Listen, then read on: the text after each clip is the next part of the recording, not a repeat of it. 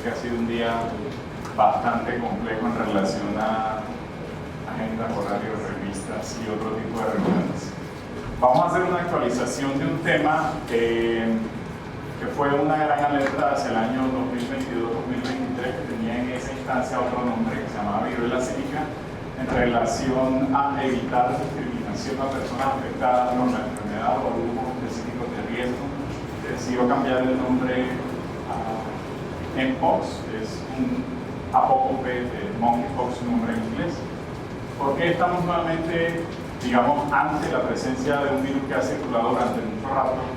¿Y por qué esta amenaza actual tiene connotaciones un poco diferentes a las que se sufrieron hacia el año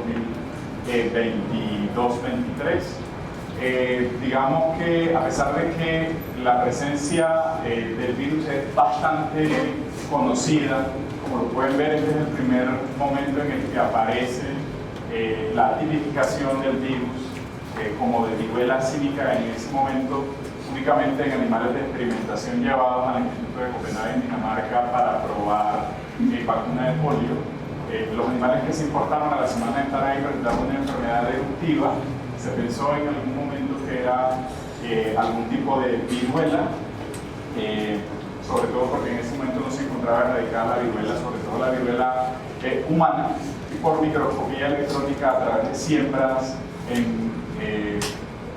alantoides de huevo, se pudo determinar que tanto la respuesta serológica como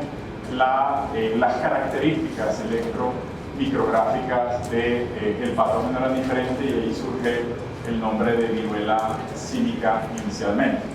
El primer caso en humanos detectado lo detectaron hacia el final de la década de los 60, pero fue publicado en el 72 con un niño que se pensó tenía viruela humana, que había sufrido anteriormente sarampión en la República Democrática del Congo y que terminó falleciendo un mes después por otro tipo de complicaciones. El estudio de este virus en campañas de intensificación de vacunación de viruela humana en ese momento determinó que era el primer caso de viruela símica, como se determinaba en ese momento. El Mpox virus es un virus de DNA, pertenece a los orthopox virus, en donde están otros virus de viruela, tanto animal como humana, que se encuentra detectada o determinada erradicada el 30 de agosto de 1980, posterior al cual no existió mayor vacunación. Es una doble cadena lineal cubierto de membrana que en promedio tiene 200 o 250 nanómetros, y tiene claramente definidas dos regiones. Una región central que es la más conservada, que le va a dar las características estructurales al virus, que está relacionada con la replicación y ensamble del virus per se, y dos regiones periféricas que están relacionadas sobre todo con el rango de hospederos que va a afectar y con las características de patogenicidad, que es la región variable. El ciclo de vida siempre es intravasitoplasmático, y históricamente se conocían dos clados, el de África Occidental, que era denominado el clado 1, y el de África, el centroafricano, que era el de la cuenca del Congo, perdón, entre el clado 2 y entre el clado 1. Y posteriormente, a partir de los eventos que ocurrieron a partir del 2022, se diferenciaron claramente en dos subclados. El clado de África Occidental, de aquí hacia acá, es el más conservado, mortalidad y patogenicidad un poco menor, en el peor de los casos del 4%, y el clado que produjo la epidemia del año 2022 se determinó que era una variación de este clado y se denominó clado 2B, y históricamente jamás había salido de la República Democrática del Congo el clado de África Central, que en ese momento era el clado 1A. La mortalidad es mucho mayor, puede llegar hasta el 10%,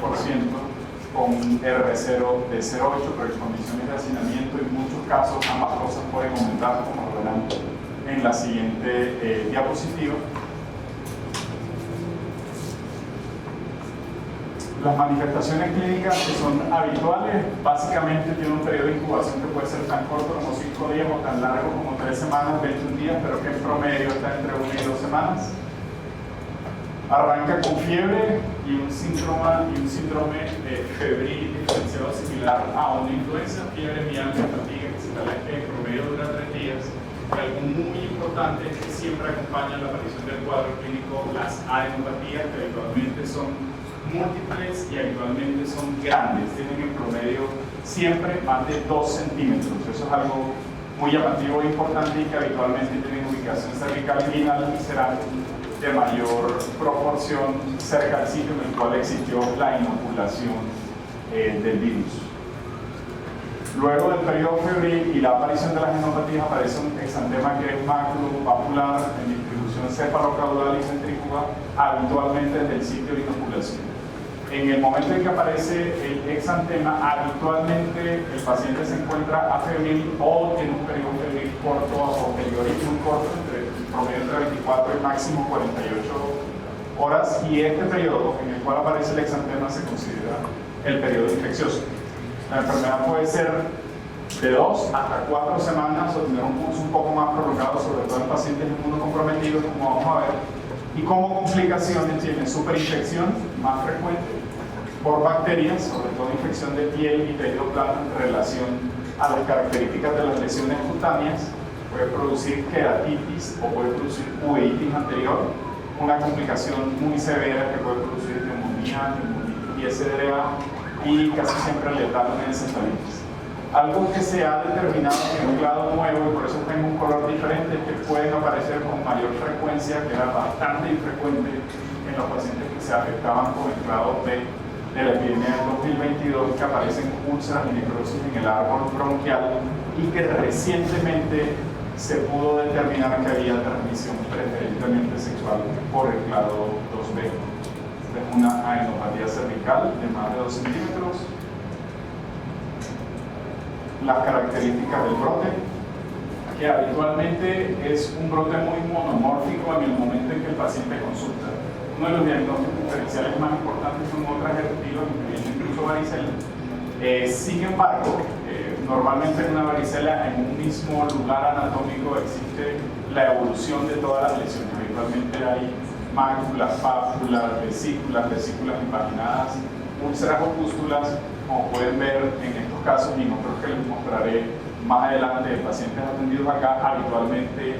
la lesión dermatológica primaria es bien monomórfica. Si están en vesículas, todas son vesículas; si están en pápulas, todas son pápulas, etc. Y no que haya diferentes momentos de evolución de la lesión dermatológica primaria en una misma zona corporal.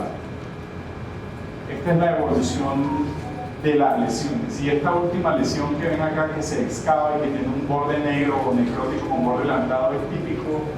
de viruela símica, como lo vimos en los pacientes desde el 2022, y muy pocas cosas se le parecen. Se le pueden parecer muchas cosas del rango de vesículas hacia atrás,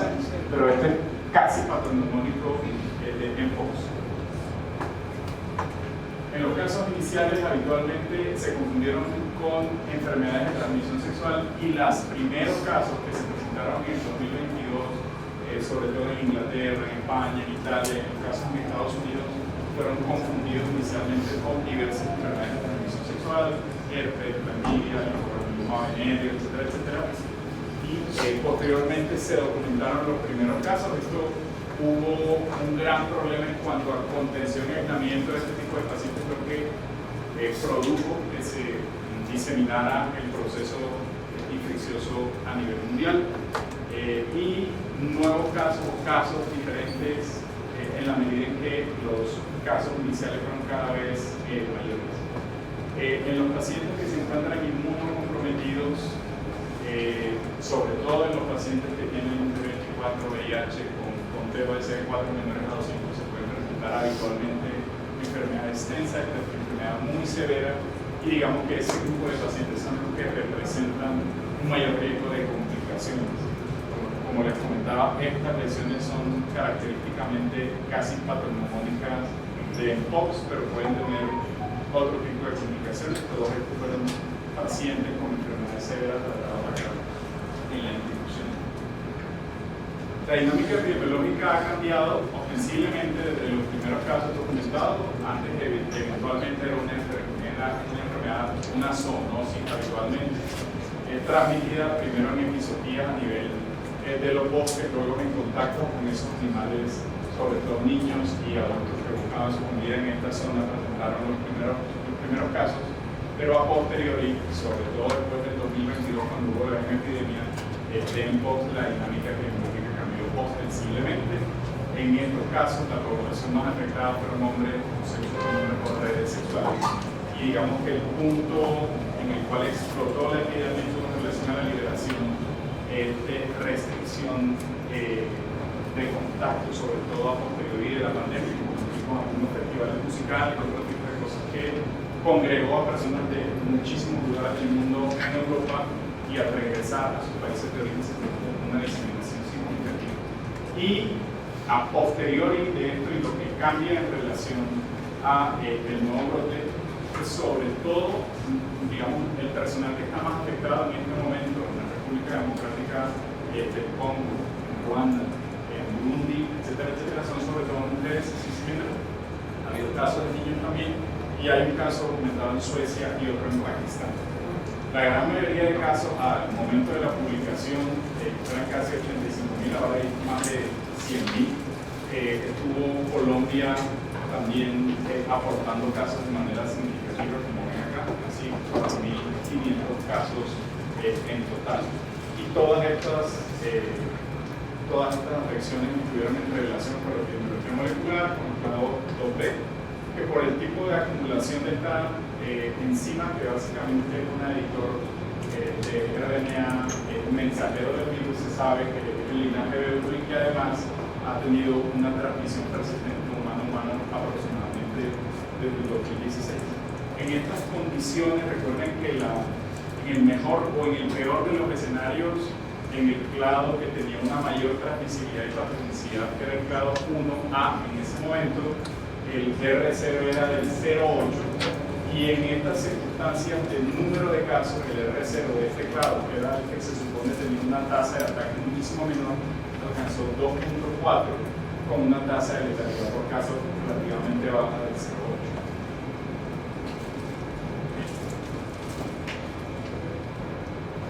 Estos fueron los casos hasta el momento publicados en esto, que fue al principio de la primera semana de agosto. También correspondían sobre todo al clado 2B, pero en marzo del 2023 se documentó la primera vez que hubo transmisión sexual del clado 1, un caso índice que tuvo un contacto y que este contacto de manera secundaria produjo contagio del mismo virus exactamente a 3 hombres y 2 mujeres. Fue la primera vez que se documentó que este clado es el responsable del brote actual que se salió de control en la República Democrática del Congo, tenga, digamos, el perfil de pacientes que tienen en el momento. ¿Existe transmisión por aire o no existe transmisión por aire de este virus? Uno pensaría, bueno, un virus DNA pesa mucho, en teoría no. Recuerden que dentro del mismo grupo estuvo la viruela y la viruela humana tenía una transmisibilidad altísima. Esto es un estudio que hicieron recientemente en clínicas de atención de enfermedades de transmisión sexual, en las cuales se hizo un muestreo del aire para tomar y poder verificar a través de PCR en tiempo real si existía o no existía el mpox en el aire. Y encontraron que en una clínica en la cual había más o menos 10.5 recambios de todo el aire por hora, si uno testeaba un volumen relativamente bajo, no había, digamos, un virus viable, pero sí tomaba una proporción alta de testeo del volumen de aire, 200 litros por hora, hasta casi la mitad eran virus de mpox con un umbral de corte de 1,35 que se consideraría infeccioso. Esto no es suficiente para poder decir si realmente existe o no existe el riesgo de transmisión aérea, que sería como el gran problema. Pero, sin embargo, en circunstancias en las cuales exista hacinamiento o congregación de muchísimas personas que estén en el periodo infeccioso, eventualmente sería posible.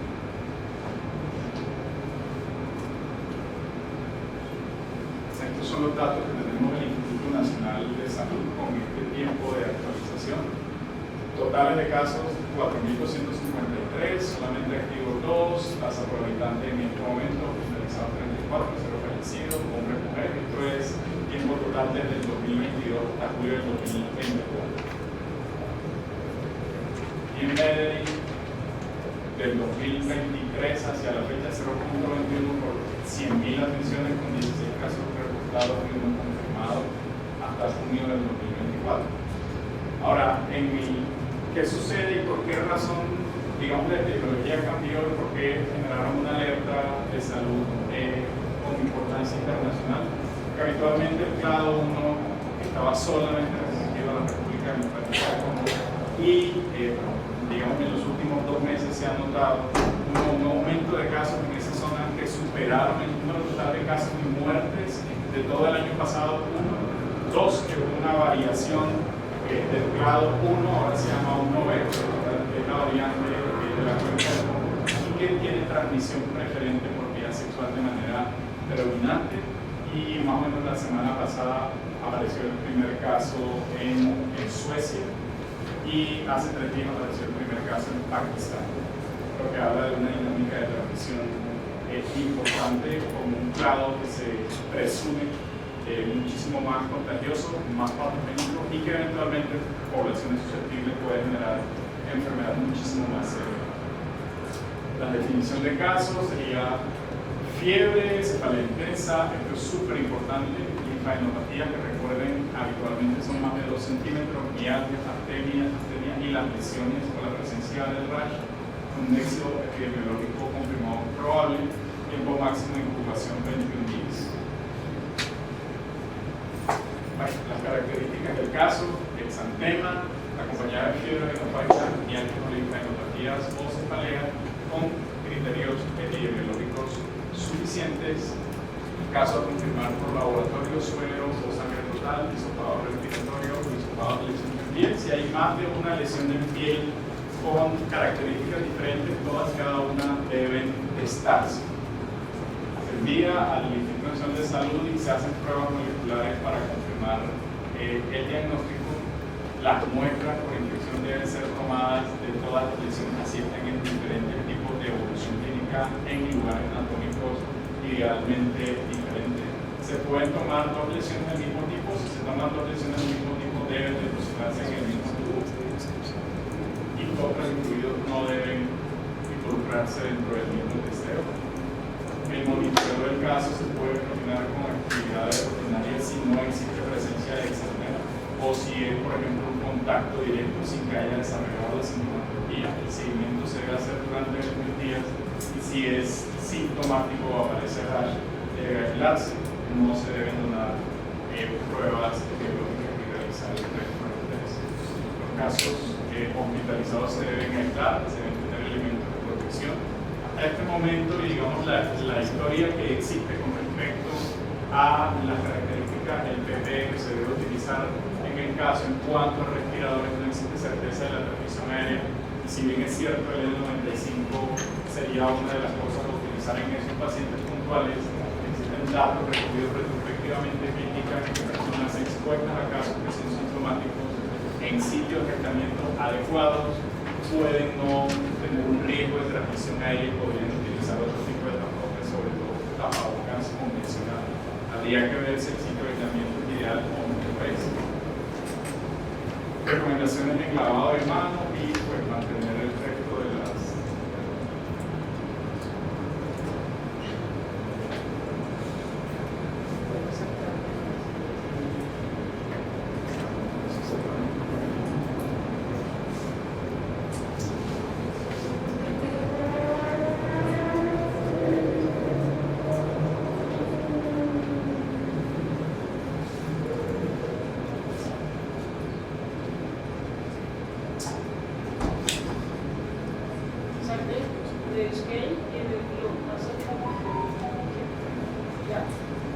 tratamiento, perdón que se me fue la palabra, sintomático y de soporte, sobre todo control del dolor. Las úlceras pueden ser terriblemente dolorosas, estar pendiente de su infección para gestionar antibiótico-terapia adecuada. Dentro de los antivirales, sobre todo desde el 2022 hasta antes del 2024, se habían utilizado de manera compasiva Cidofovir y Cidofovir, y había algo de mayor impacto en relación al Tecovirimat. Ya como veremos, el Tecovirimat no tiene suficiente peso versus placebo en cuanto a disminuir el número de síntomas o disminuir el riesgo de otras complicaciones generadas por una infección severa, y la vacunación, sin duda alguna, es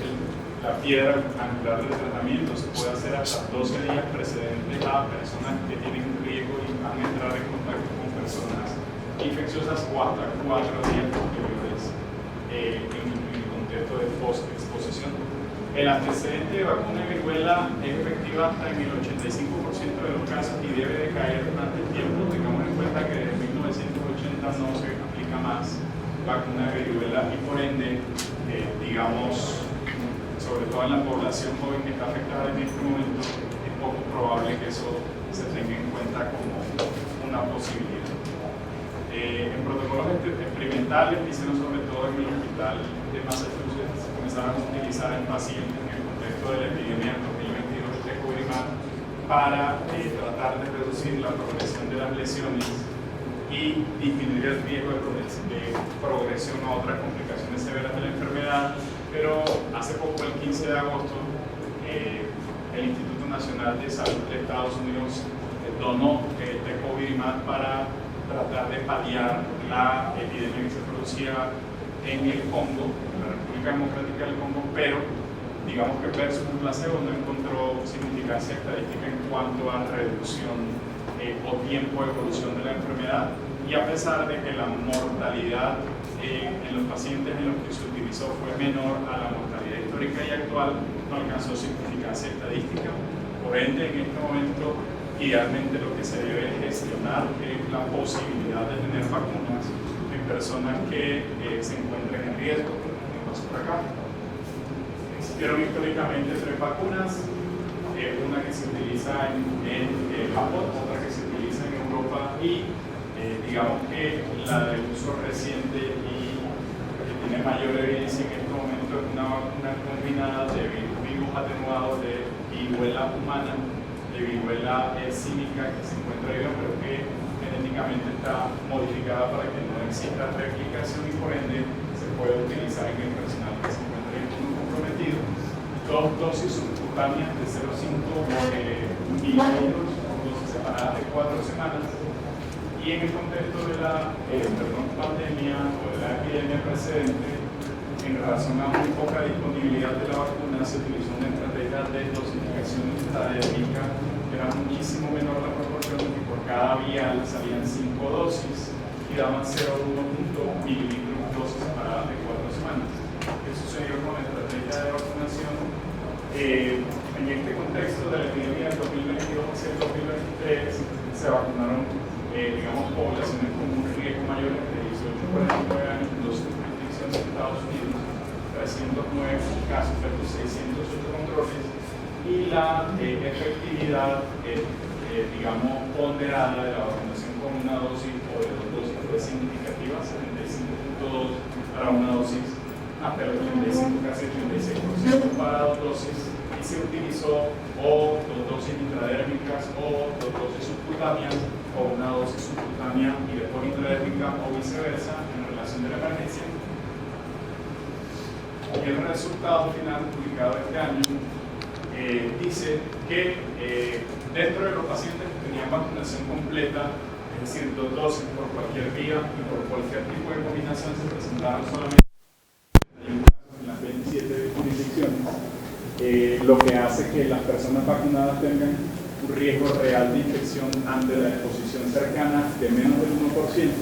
y que definitivamente la mejor respuesta terapéutica fue con la vacunación intradérmica. Lo más importante de esto es que, a pesar de que había un riesgo un poco menor en vacunación intradérmica homologada, la proporción total de los casos que requirieron hospitalización fueron menos del 0,01% y no se registraron muertes en las personas vacunadas. Como conclusión, se debe intensificar la vigilancia de los casos, reforzar la detección y el diagnóstico, medidas de prevención y control de estas y aislamiento de estos pacientes, y en el momento en que se encuentre disponible sería prudente propender a que las personas en alto riesgo se vacunen.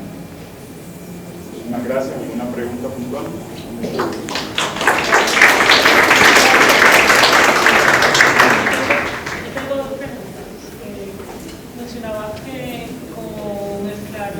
nivel, la mortalidad es mayor, ¿estará asociada a la necrosis del árbol bronquial o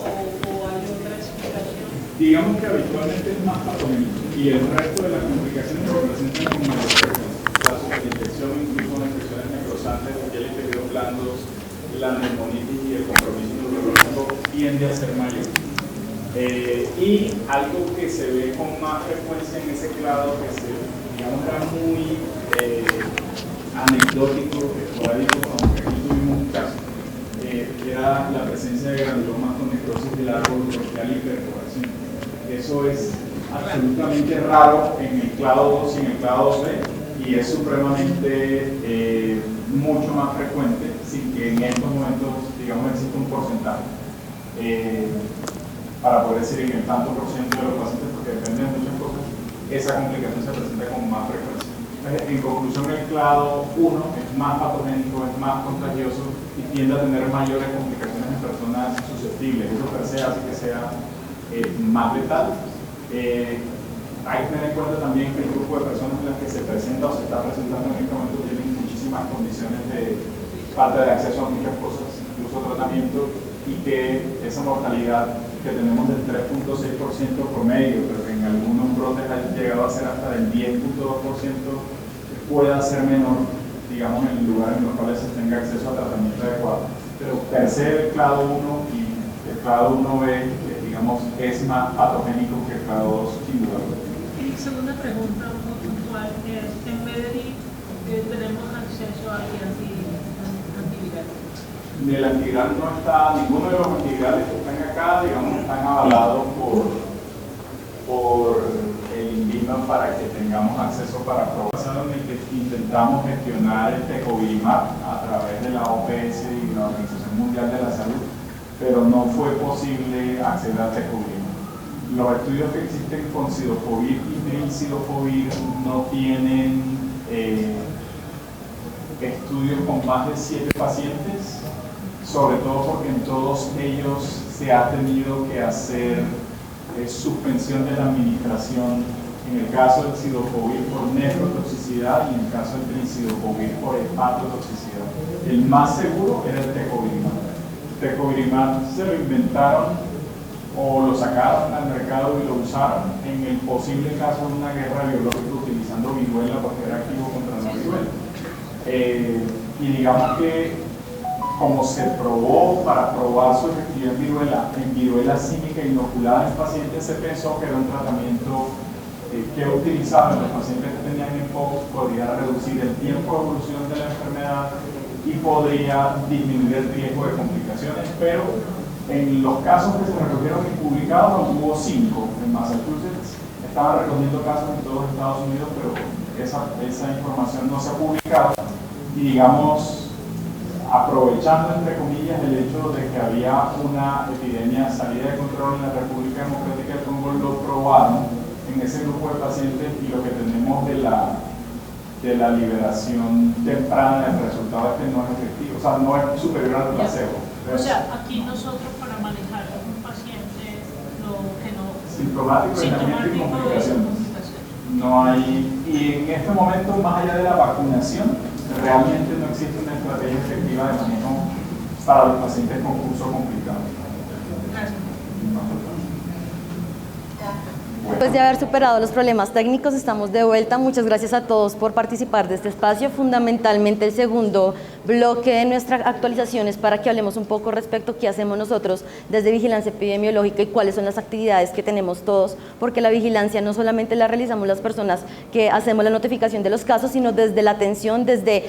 lo que nosotros como personas podamos hacer en la comunidad. También todos tenemos un rol muy importante en la salud pública. Entonces, para iniciar, mencionar que nuestra capacitación hace parte de los lineamientos de excelencia por cuanto hacemos parte del eje de gestión clínica excelente y segura y asimismo de info e infraestructura por cuanto la notificación que realizamos nosotros a los sistemas de información que es el Civigila corresponde igualmente a la notificación que se realiza en los diferentes niveles desde el nivel central y pues ya en lo que nos implica a nosotros comunidad generadora de datos.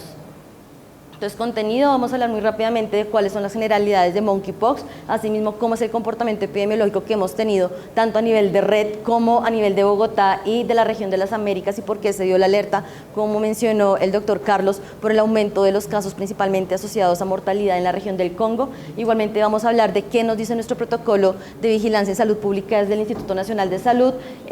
cuál es el enfoque que tenemos en MEDRI y cuáles son igualmente las actividades que nosotros vamos a desarrollar como respuesta a este evento de interés en salud pública. Igualmente socializarles una caja de herramientas que elaboramos en la cual están tanto disponibles los protocolos y las fichas de notificación como otras infografías,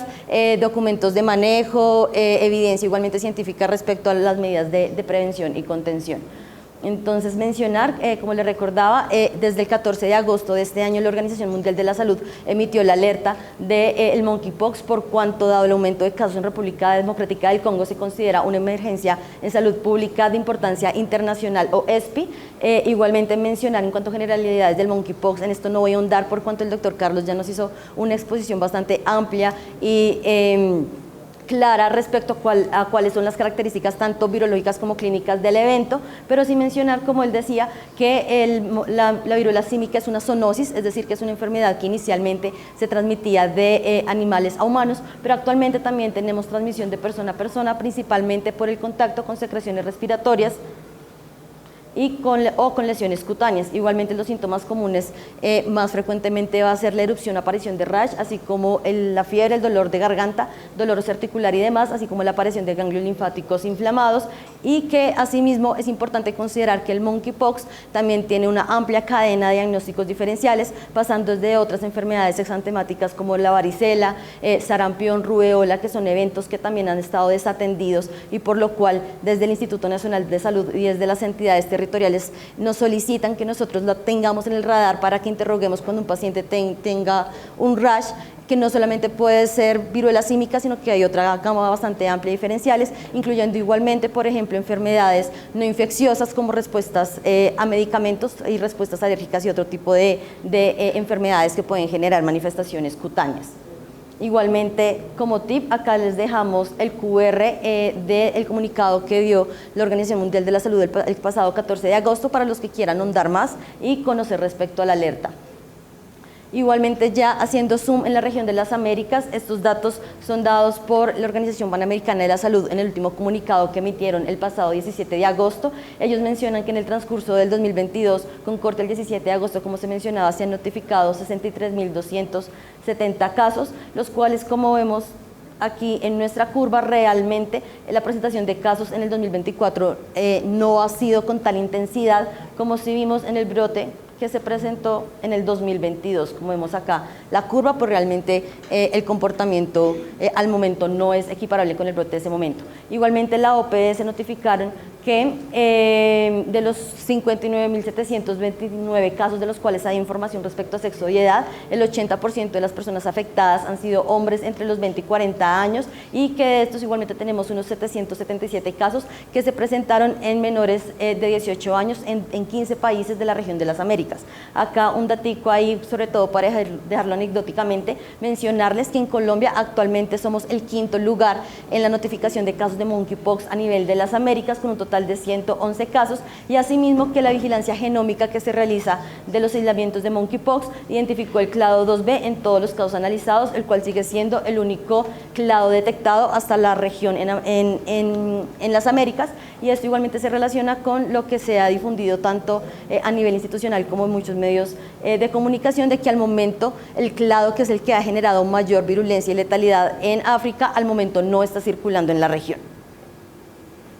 Igualmente, no solamente desde la OPS ellos nos dan la información epidemiológica del comportamiento, sino también nos dicen cuáles son las acciones que se tienen que orientar desde los estados que hacen parte de la OPS. En ese orden de ideas, la OPS invita a que hagamos vigilancia epidemiológica como nación, tanto por laboratorio como por la notificación oportuna de los casos probables y confirmados, asimismo la detección del ADN para el monkeypox mediante la prueba de PCR, que es la prueba de elección. Mencionar que acá en la institución todas las pruebas que se toman se remiten al laboratorio de referencia distrital, quien hace justamente todo el procesamiento de la muestra y posterior notificación de resultado, y con esto nosotros desde Vigilancia Epidemiológica igualmente realizamos el ajuste de los casos. También la OPS respecto a la vacunación realiza la anotación de que no se recomienda la vacunación masiva a toda la población como con otros eventos, por ejemplo COVID, sino que la vacunación está limitada para los contactos cercanos de los casos confirmados de monkeypox. Asimismo, pues como mencionaba el doctor Carlos, lo más importante siempre es hacer el manejo clínico de los pacientes y mantener las precauciones de aislamiento y en general todas las medidas estándar que nos van a prevenir la transmisión de infecciones, y para eso entonces vamos a participar un poquito. Doctor, una medida que tú conozcas para prevenir infecciones en el hospital. ¿Señor? En general. Lavado de manos, perfecto. Esa es la más importante, es con la que disminuimos el 50% del riesgo. Jefe, otra medida de prevención de infecciones en el hospital. Perfecto, muy bien. Allá un compañero de Casa Limpia, una medida que utilicemos para prevenir las infecciones en el hospital. Ya nos dijeron lavado de manos. La que ustedes son los más importantes, limpieza y desinfección, perfecto. Y como quinta recomendación, todo lo relacionado con la comunicación del riesgo, y es por eso que estamos haciendo estas jornadas de actualización, además de todo un despliegue que se viene en los próximos días de piezas comunicativas, justamente recordando cómo podemos prevenir nosotros la transmisión y ser parte activa de la gestión. Ya haciendo zoom en Colombia, mostrar cómo ha sido la curva epidemiológica de los casos por semana, que como vemos, el comportamiento ha sido, digamos que similar a lo que se ha presentado en la región de las Américas, pero con una menor incidencia de casos, pero acá ven la línea larga hasta el final, en el que vemos que prácticamente desde el 2022, finales del 2022, inicio del 2023, el comportamiento se ha mantenido estable. Asimismo, esto igualmente ya lo mostró el doctor Carlos en la presentación anterior, mencionar que con corte al martes 20 de agosto teníamos 5.259 casos, con un dato muy importante que es que el 96,8% de los pacientes han sido hombres y solamente el 3,2% han sido mujeres. Asimismo, en el global de la vigilancia que llevamos del evento desde finales de mayo del 2022, se ha estimado que las regiones más afectadas a nivel de Colombia ha sido Bogotá, Antioquia y Cali, correspondiendo al aproximadamente el 85% de los casos, y que igualmente esta transmisión se ha dado principalmente por el contacto entre hombres durante actividades sexuales, lo cual se ha visto en un 81% de los casos que han sido notificados. Sin embargo, es muy importante, como mencionaba el doctor Carlos, que nosotros no digamos que nos sesguemos por esta condición o que digamos que la asociemos solamente a este tipo de población que tiene este riesgo, sino que cualquier persona pues está en riesgo de adquirir monkeypox, pero sí pues haciendo énfasis en las personas que tienen conductas sexuales de riesgo independientemente de su orientación. Como mencionábamos, en Colombia nos ha identificado el clado 1, que es el que afecta a la República Democrática del Congo, y en el transcurso del 2024 se han identificado 11 casos, de los cuales 2 permanecen activos. Recordar que la vigilancia del evento se realiza por 21 a 28 días desde la aparición de los síntomas, por lo cual estos casos más o menos van a tener un mes de actividad igualmente para nosotros en la vigilancia, y que asimismo en los casos que se han notificado en el transcurso del 2024, el rango de edad más afectado ha sido entre los 30 y los 39 años, seguido por el grupo de los 20 a 29 años. Asimismo, a nivel nacional, el Ministerio de Salud el día 14 de agosto del 2024 emitió igualmente sus recomendaciones para toda la nación, justamente adoptando las recomendaciones que venían desde la Organización Panamericana de la Salud, y en ese orden de ideas ellos nos recuerdan que tenemos que reforzar las estrategias de comunicación de riesgo específicas, que igualmente el Ministerio como entidad regente está coordinando con la OPS para garantizar la disponibilidad de vacunas, que tenemos que intensificar la vigilancia de salud pública de las enfermedades exantemáticas y asimismo las capacidades de detección, diagnóstico y tratamiento, y por eso es que es tan importante estos espacios de actualización y fortalecimiento técnico, y que asimismo pues el Instituto Nacional de Salud va a continuar dando las acciones y la línea técnica para la vigilancia del evento por laboratorio igualmente, porque finalmente son ellos los que recapitulan toda la genómica de los casos positivos. Ya nuevamente haciendo un zoom un poco más cercano a nuestro contexto a nivel de Bogotá, mencionar que en el transcurso del 2022 al 2023 hemos tenido 2.030 casos, de los cuales el 97,7% ha sido en hombres y solamente el 2,3% en mujeres. En lo que vamos del 2024 hemos notificado como Bogotá 43 casos, lo cual corresponde al 38,7% del global de casos presentados en el 2024 a nivel de Colombia, y que todos, como decíamos, es del claxo 2. Asimismo, el grupo de edad sigue siendo los hombres entre los 20 a los 40 años. Y a nivel distrital, justamente siguiendo toda esta línea de articulación y de definición de recomendaciones y medidas, el 15 de agosto Bogotá, mediante un comunicado de prensa, estableció cuál era el plan de acción para la prevención, preparación y respuesta al monkeypox en Bogotá, y nos establece las siguientes actividades, que es socializar las orientaciones del Instituto Nacional de Salud con los actores del sistema de salud. Para esto, la semana pasada recibimos igualmente una capacitación desde el Instituto Nacional de Salud, tanto en la vigilancia y notificación del monkeypox como los otros diferenciales, recordando nuevamente varicela, sarampión y rubeola. Asimismo, todo el trabajo intersectorial que tiene que hacer el nivel territorial igualmente con la comunidad, justamente para fortalecer la gestión del riesgo y la prevención de la transmisión del monkeypox, el entrenamiento de los equipos locales de salud pública, tanto en la toma de muestras, realización de cercos epidemiológicos y rastreo de casos, que son actividades que nosotros realizamos, digamos que a nuestro nivel de forma institucional, y nos articulamos todo el tiempo con las subredes para que desde el territorio igualmente realicen las investigaciones epidemiológicas de campo. Desde el distrito van a realizar vigilancia de puntos de entrada, principalmente en los accesos aeroportuarios, y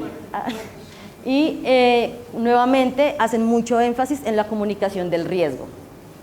Ya para entrar a Mederi, este es el comportamiento de los casos de viruela símica que hemos tenido entre enero del 2023 y junio del 2024, ya actualizado con corte a julio de este año, de tal forma que en el 2023 nosotros tuvimos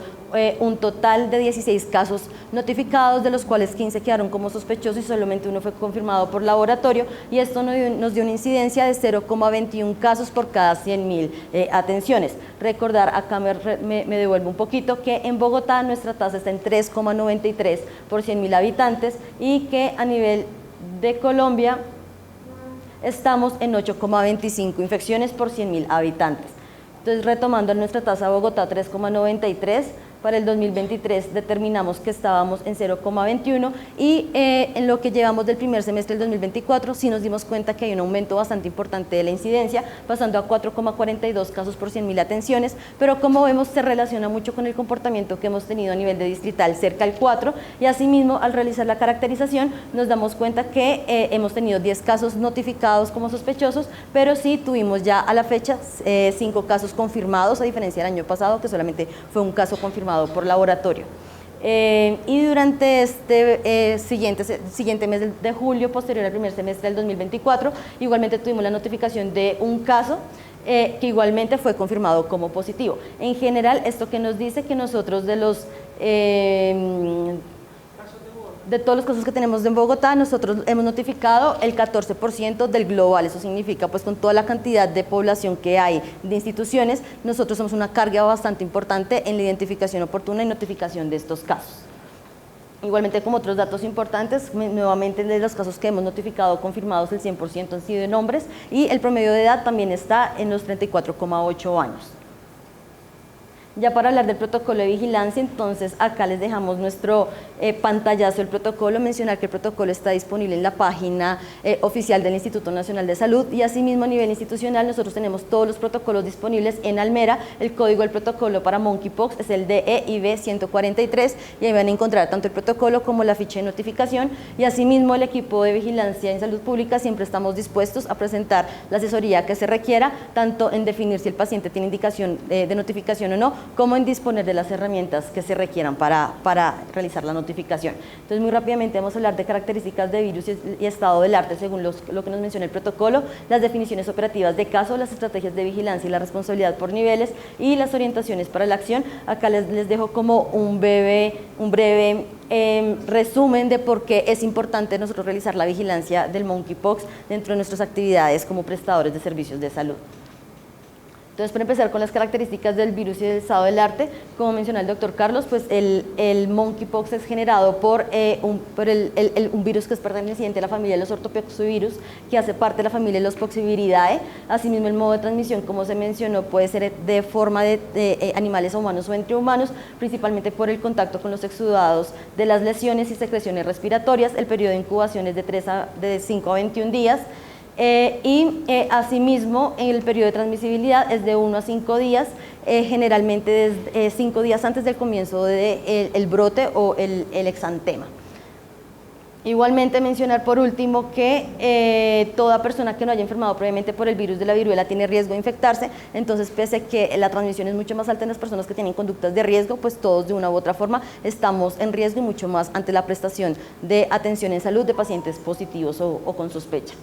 Y asimismo, una acotación muy importante que están realizando para el evento actual, a diferencia de lo que se manejó en el 2022, es que es muy importante también hacer énfasis en nuestras gestantes y nuestros neonatos, ya que esta también, además de configurar una población de riesgo, también tiene unas características específicas respecto al manejo y a la toma y procesamiento, y bueno, la toma de muestras principalmente, como les vamos a mostrar a continuación. Entonces, definiciones de caso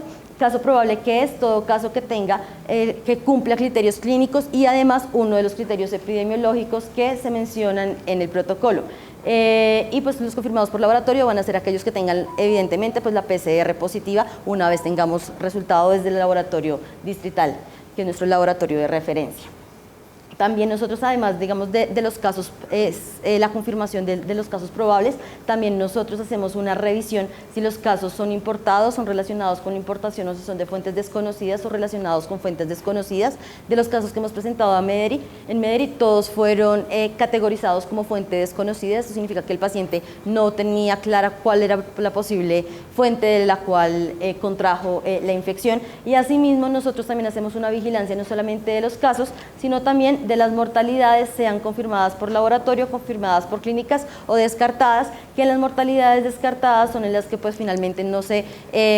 juntan los criterios de caso para poder dejarla como confirmada por clínica y por laboratorio, y realmente esto es un problema porque cuando nosotros no logramos confirmar una mortalidad, un evento de interés, esto habla de digamos, de debilidades como tal en el sistema de seguimiento de los eventos de importancia en salud pública, generalmente porque la historia clínica no fue completa, porque los reportes de laboratorio tampoco fueron suficientes para definir cuál fue la mortalidad del paciente. Entonces, ya para hablar de estrategias de vigilancia y responsabilidad por niveles, entonces mencionar que en términos globales para cualquier evento que nosotros tengamos, vamos a tener actividades de vigilancia activa y actividades de vigilancia pasiva. ¿Cuál es la vigilancia activa? En la que nosotros estamos juiciosamente y constantemente buscando los casos, mientras que la vigilancia pasiva es cuando nosotros notificamos el caso que nos llega, que es prácticamente la notificación rutinaria. Entonces, ¿qué hacemos de vigilancia activa? Hacemos digamos que damos recomendaciones para estar más atentos ante la presentación de posibles casos. Actualmente estamos fortaleciendo estas recomendaciones y digamos que tener ese radar abierto, sobre todo ante la prestación de servicios de superespecialidades como infectología, dermatología, coloproctología, gastroenterología, urología, ginecología, medicina interna y neonatología, el programa 24X, ya que son los pacientes o las especialidades que recogen tanto las poblaciones de riesgo como las posibles presentaciones clínicas, sobre todo a nivel de lesiones de piel y mucosas. Y también en cuanto a búsqueda activa, nosotros desde epidemiología realizamos algo que se llama búsqueda activa institucional, que es que cogemos todos los RIPS, que son los reportes de la prestación de servicios, y con esos RIPS nosotros los cruzamos por CIE-10 y los casos que nos salen como posibles viruela símica, se realiza un análisis exhaustivo para mirar si cumplía o no cumplía criterios de caso, y también hacemos vigilancia activa mediante la revisión de las defunciones que son registradas en el RUAP, ya que si nosotros tenemos cualquier defunción que cualquier médico de la institución haya registrado viruela símica en la cascada de defunción en otros estados patológicos, entramos igualmente a captar ese caso para, pues como posible caso de viruela símica, para confirmar según protocolo si cumplía o no cumplía la definición de caso. Y en cuanto a la vigilancia pasiva, pues tenemos nuestra notificación inmediata mediante la ficha 880, la cual igualmente está disponible tanto en la página del INS como a nivel institucional, está disponible en Almera con la codificación de EIB 142. Y en cuanto a las responsabilidades por niveles, acá mencionarles cuáles son los niveles que tiene como tal la gestión de la salud pública determinados por el Instituto Nacional de Salud. Entonces tenemos el nivel pues del Ministerio de Salud, secundariamente el nivel del Instituto Nacional de Salud, de las entidades prestadoras de planes de beneficios, de las secretarías de salud y las instituciones prestadoras de servicios de salud como tal. Y para las IPS, según pues nuestro protocolo de vigilancia, nuestras responsabilidades puntuales es en primera instancia realizar la captación inicial de los casos con la notificación justamente inmediata, el aislamiento de los pacientes desde el inicio de los síntomas, desde la captación, desde el primer momento que nosotros tengamos independientemente de la puerta de entrada, suministrar la información requerida por la entidad sanitaria, y aquí es muy importante porque siempre que nosotros tenemos requerimientos desde las subredes de unidades de análisis, vamos a pedir justamente los resúmenes de atención, digamos que todos los insumos que desde la parte que realizan los misionales al momento de la atención del paciente se haya podido recopilar, y es por esto que es muy importante que sobre todo las historias clínicas de estos pacientes pues estén adecuadamente diligenciadas con la finalidad pues de que esto no vaya a ser posteriormente hallazgos a oportunidades de mejora. También están dentro de nuestras responsabilidades capacitar al talento humano de salud en el protocolo de vigilancia, que es la actividad que estamos haciendo en este momento, recolectar las muestras según los protocolos y siguiendo las medidas de bioseguridad, que ahorita muy rápidamente lo vamos a revisar, garantizar las medidas de bioseguridad durante la atención de los pacientes, y aquí es realmente el llamado más importante para todos, considerando que nosotros no usamos las medidas de bioseguridad no solamente de cara al paciente, sino de cara a nosotros mismos y a nuestras familias, y es por eso, por favor, que tenemos que ser muy juiciosos con el higiene de manos y el uso del tapabocas al momento N95, ya que, como mencionaba el doctor Carlos, la evidencia todavía no es suficiente para dejar aislamiento solamente por gotas, y pues en aras justamente del riesgo, la idea es continuar con el aislamiento por aerosoles con el debido uso del N95. Y por último, pues la vigilancia intensificada en las superespecialidades, como ya mencionamos. Entonces tenemos acciones individuales. Las acciones individuales van justamente en primera instancia a la adecuada captación y diagnóstico del caso. Entonces nuevamente recordarles que la historia clínica tiene que estar completa con la evaluación de todos los síntomas sospechosos para viruela símica, y que además de los síntomas tenemos que interrogar otros antecedentes importantes como el viaje,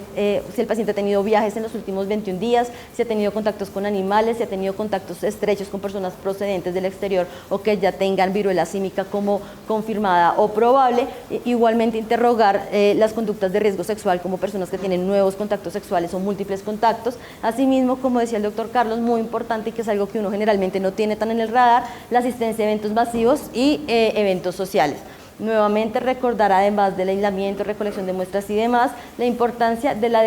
limpieza y desinfección de las superficies y de todo el material que se haya utilizado con el paciente. Entonces, sobre todo una invitación para enfermería y para Casa Limpia, la importancia de la desinfección, pero nosotros como médicos también tenemos que estar pendientes y ser garantes de este proceso. En cuanto a aislamiento en domicilio, que se recomienda que el paciente debe tener habitación individual con ventilación, los familiares deben evitar tener contacto con el paciente y usar igualmente sus elementos de protección personal de forma permanente, con énfasis sobre todo cuando el familiar o el cuidador posiblemente pueda tener contacto con las secreciones, ser igualmente muy incisivos con los pacientes y con los familiares en el cumplimiento de la higiene de manos y en que el paciente evite el contacto con las mascotas, porque las mascotas, como vimos, también pueden ser reservorios. Y en hospitalarios, pues nosotros contamos con nuestro protocolo que es el PRIB02, en el cual están todas las recomendaciones de aislamiento por aerosoles y contacto, como ya se mencionó. Acciones colectivas que realizamos, lo que ya mencionamos de actividades de información, educación y comunicación. Entonces en los próximos días van a haber un despliegue de piezas al respecto. Y respecto a la búsqueda institucional, como les mencionaba, se hace con los RIPs, y estos son los códigos que usamos nosotros para poder captar los casos. ¿Esto qué significa? No es que ahora no pongan estos diagnósticos para que no los captemos, sino es para que los tengan en el radar y justamente usemos estos códigos para el diagnóstico de los pacientes en el momento de consignar la historia clínica. Igualmente el protocolo nos dice qué tenemos que hacer en caso de brote de monkeypox,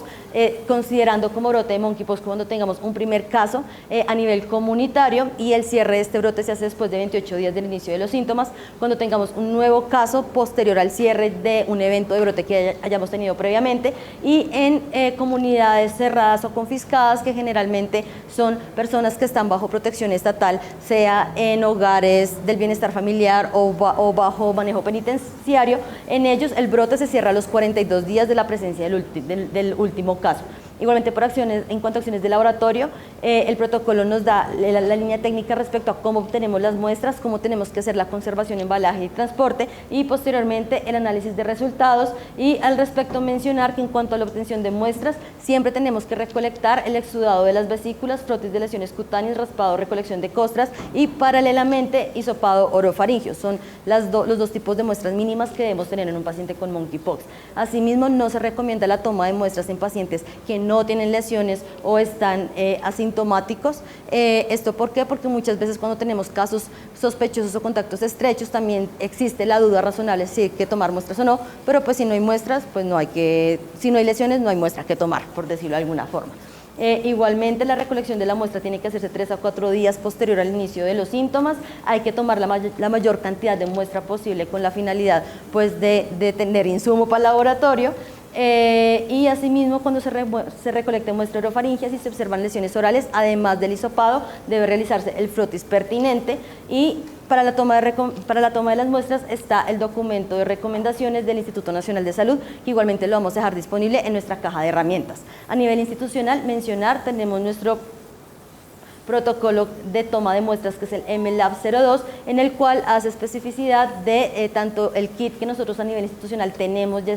determinado para la toma de las muestras de viruela símica, como cuál es tanto el procedimiento para la toma de las muestras, acá dejando igualmente unas imágenes que están disponibles en nuestro protocolo, y asimismo la documentación requerida, que se requiere siempre la orden médica, la historia clínica y la ficha de notificación del evento 800, por lo que el laboratorio igualmente sí o sí ante la sospecha no va a procesar o a listar ninguna muestra para envío si no hay una ficha de notificación correspondiente.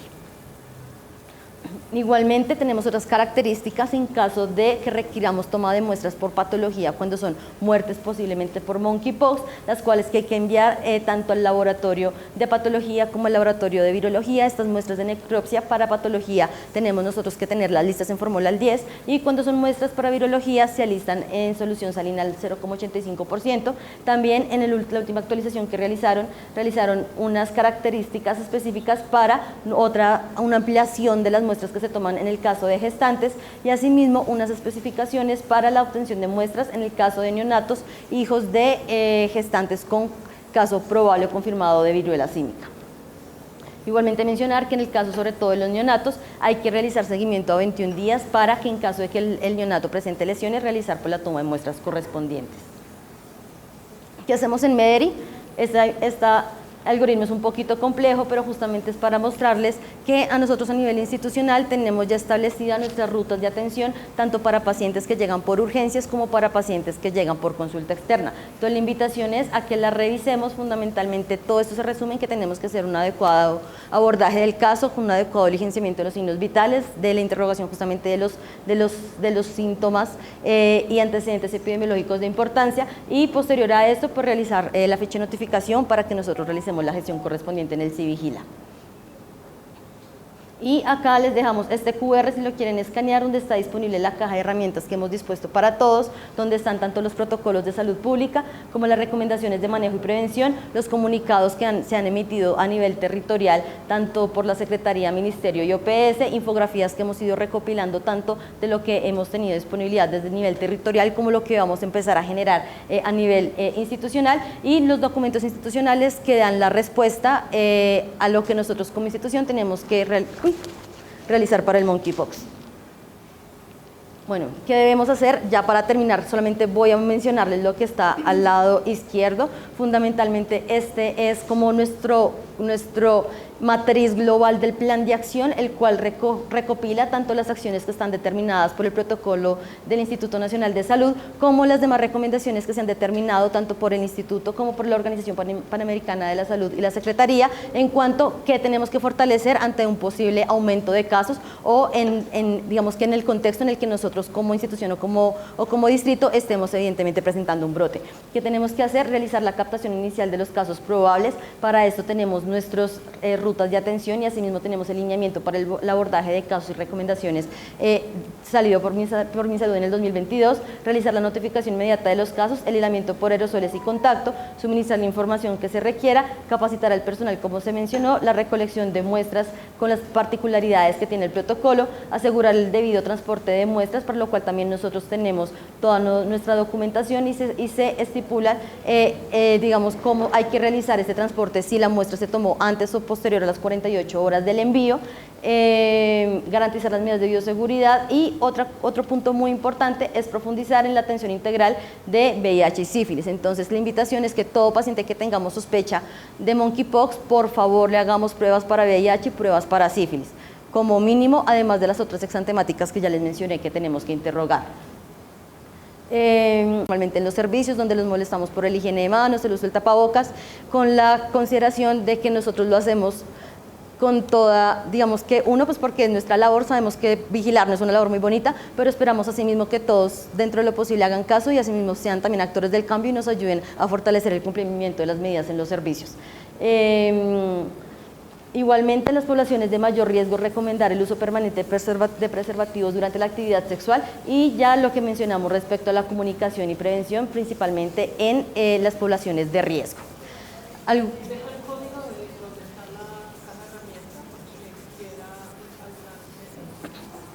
¿Alguna duda, alguna pregunta?